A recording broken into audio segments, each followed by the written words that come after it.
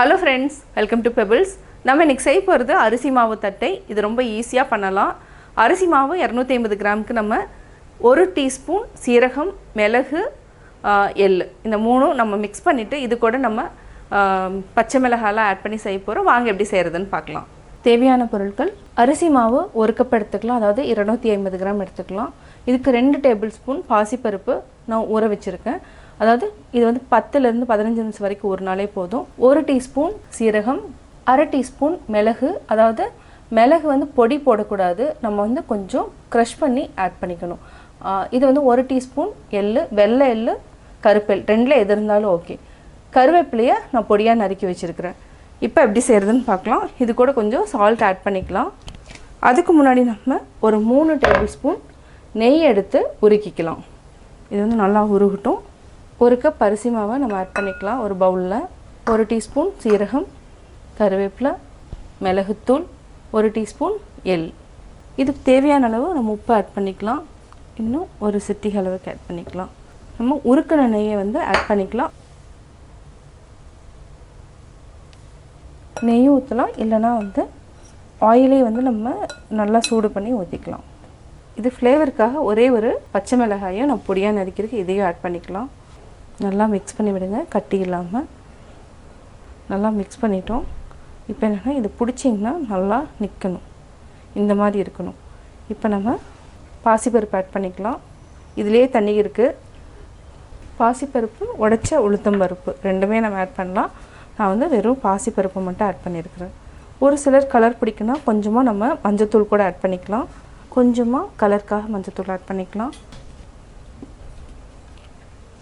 இப்போ கொஞ்சம் கொஞ்சமாக தண்ணி விட்டு நல்லா கெட்டியாக பிசைஞ்சிக்கலாம்.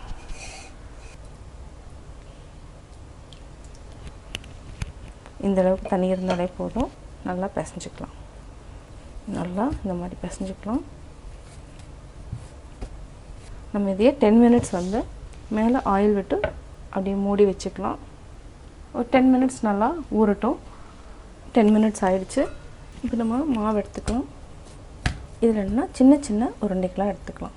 இது நம்ம இந்த மாதிரி உருண்டைகளாக எல்லாத்தையுமே உருட்டி வச்சுக்கலாம். இந்த மாதிரி எடுத்துக்கோங்க. கையில் நம்ம எண்ணெய் தடவிக்கலாம். சின்ன சின்ன உருண்டைகளாக எடுத்துக்கலாம்.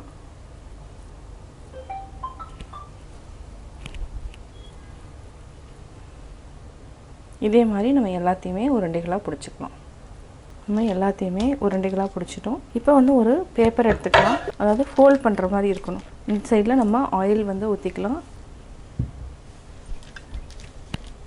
2 சைடுமே நம்ம ஆயில் வந்து அப்ளை பண்ணிக்கலாம். இப்போது ஒரு உருண்டை வச்சுட்டு ஃபஸ்ட்டு அப்படியே லைட்டாக ப்ரெஸ் பண்ணிக்கோங்க.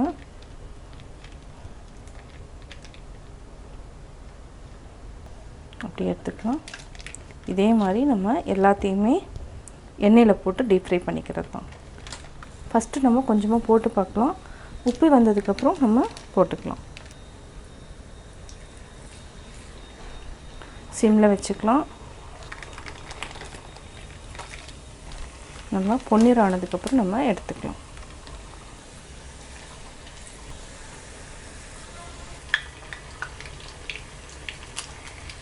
இப்போ பார்த்திங்கன்னா திருப்பி போட்டோம். நல்லா பொன்னிறம் ஆயிடுச்சு. 3மே நல்லா பொன்னிறமாக வெந்துடுச்சு. இப்போ எடுத்துக்கலாம்.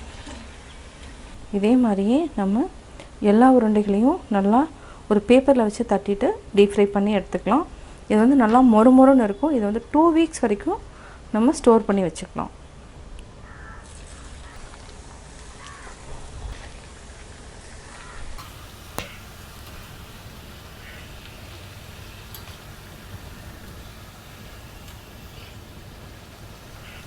இப்போ பொன்னிறமாயிடுச்சு. இப்போ எடுத்துக்கலாம். எண்ணெயை நல்லா வடிச்சுக்கலாம். சுவையான அரிசி தட்டை ரெடி. நான் அரிசி மாவு தட்டை எப்படி செஞ்சேங்கிறத பார்த்தீங்க. நீங்களும் வீட்டில் ட்ரை பண்ணி பார்த்துட்டு உங்களுடைய கமெண்ட்ஸ் எனக்கு சொல்லுங்கள். பிடிச்சிருந்தா லைக் பண்ணுங்கள். மறக்காமல் எங்கள் சேனலை சப்ஸ்கிரைப் பண்ணுங்கள்.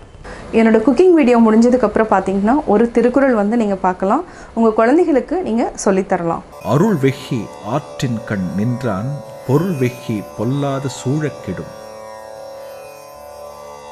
இறைவனின் அருளை பெறுவதற்காக இல்லறம் நடத்துபவர்கள் பிறர் பொருளின் மீது ஆசை கொண்டு கெட்டு அழிய மாட்டார்கள்.